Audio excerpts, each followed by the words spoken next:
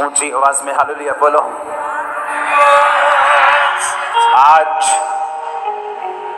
इस deliverance weeks में मैं आपको बधाई देना चाहता हूं।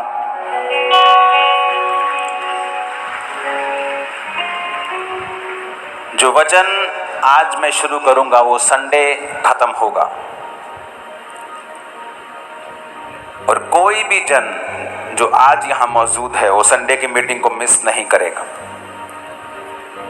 उसका एक रीजन है क्योंकि प्रकाशित वाक्य 7 उसकी 9 आयत में लिखा है, इसके बाद मैंने दृष्टि की और देखो हर एक जाति, कुल और लोग और बड़ी हर एक भाषा में से एक ऐसी बड़ी भीड़ जिसे कोई गिन नहीं सकता था, सफेद वस्त्र पहने अपने हाथों में खजूरों की डालियां लिए हुए सिंहासन के सामने और मेमने के सामने खड़ी है।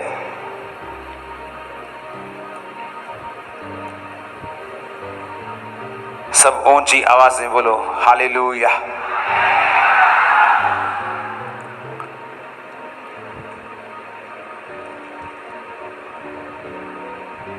जो आज मैं आपको बताऊंगा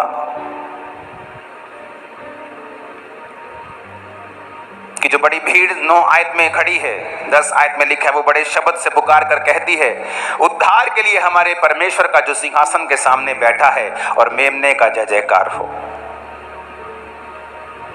तो सारे स्वर्गदूत उस सिंहासन और प्राचीनों और चारों प्राणियों को के चारों ओर जो खड़े हैं, फिर वो सिंहासन के सामने मुंह के बल गिर पड़े और परमेश्वर को दंडवत करके कहा, आमीन। हमारे परमेश्वर की स्तुति और महिमा और ज्ञान और धन्यवाद और आदर और सामर्थ्य और शक्ति युगानुयुग बनी रहे, आमीन। इस पर प्राचीनों में से एक ने मुझसे कहा, ये सफेद वस्त्र पहने हुए कौन हैं और कहां से आए हैं? मैंने उनसे कहा, हे स्वामी तू ही जानता है।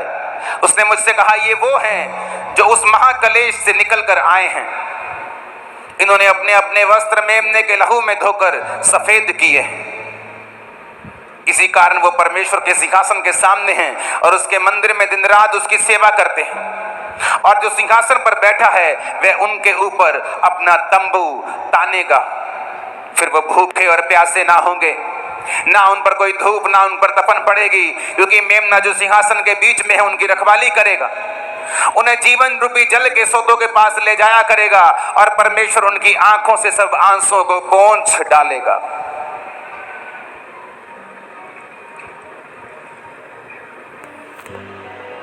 इस संडे को हम सिर्फ व्हाइट कपड़ों के साथ ही नहीं, खजूरों की डालियों के साथ भी आएंगे। इन्हीं व्हाइट कपड़ों के साथ आएंगे और आपको एक दर्शन महसूस होगा, आपकी स्पिरिट के अंदर ये चला जाएगा।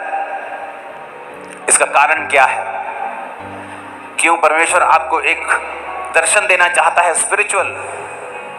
आप बोलेंगे मैं तो बीमार हूं, चर्च में बैठा हूं, मेरे बैक में बड़ा पेन हो रहा है, तो मेरे को तो पेन से आजादी चाहिए। कोई बहन बोल सकती है, मेरे को तो मेरा हस्बैंड 3 साल से अलग रहता है, मेरे को तो उस डाइवोर्स से आजादी चाहिए, मेरे को छुटकारा चाहिए।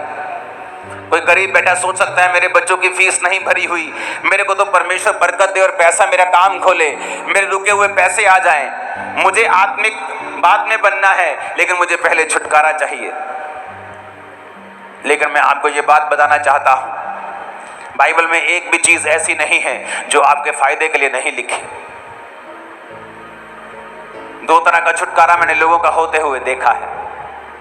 एक छुटकारा उनका होते हुए देखा है बाय फेथ, विश्वास के जरिए प्रभु ने उनको छुटकारा दिया, लेकिन उनका ध्यान आत्मिक नहीं था।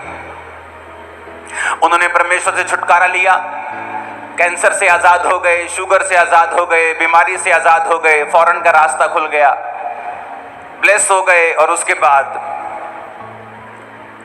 आत्मिकता में नहीं बढ़े। कैंसर से तो आजाद हो गए, अब वो कैंसर तो उनकी लाइफ में नहीं है, पर और बंधनों ने उनको घेर लिया है। क्योंकि छुटकारा परमानेंट नहीं रहता जब तक आप अपनी लाइफ को आत्मिक नहीं करते। वचन कहता है, परमेश्वर ने अब्राहम को कहा, मैं तुझे बड़ी बरकत दूंगा। अब्राहम के पास बड़ा पैसा था, धन था, सब कुछ था, लेकिन बेटा नहीं था, बच्चा नहीं था, कोई बेटी बेटा कुछ नहीं था। परमेश्वर ने कहा, तू इस घर को, कुटुंब को छोड़ के चला जा, अपने देश को छोड़ के जा, और मैं तुझे परिवार दूंगा, वंश दूंगा, बल्कि तेरा वंश पृथ्वी का अधिकारी बन जाएगा, कनान देश का अधिकारी होगा, बड़े देश में उसे दूंगा।